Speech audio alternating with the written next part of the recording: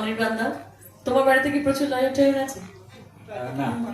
তাহলে তোমার জন্য একটু চ্যালেঞ্জিং ছিল, কেমন ছিল একটু প্লিজ? হ্যাঁ, আমাকে যখন প্রথম ফোন করে গল্পটা বললো, একটা সামারি বলেছিল, তারপরে স্ক্রিপ্ট শুনতে আসতে বললো, আমার খুব ভালো লেগেছিল যে ব্যাপারটা। দেখো, ভাই বোনের মধ্যে সম্পত্তি নিয়ে কোনো বিবাদ, এটা তো আমরা প্রচুর দেখেছি, কিন্তু সেটাকে যেভাবে ট্রিট করা হয়েছে এবং তাতে প্রত্যেকটা ক্যারেক্টারকে আমরা নতুন লাইটে দেখতে পেয়েছি, সেটা ওদের মানে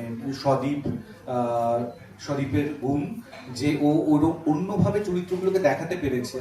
যেমন ভাই আর দাদা, বোন আর দাদা, তাদের মধ্যে তো এটা চলছে, কিন্তু পরিবারের অন্যরা তাতে কিভাবে রিয়াক্ট করছে, দাদার ওয়াইফ বা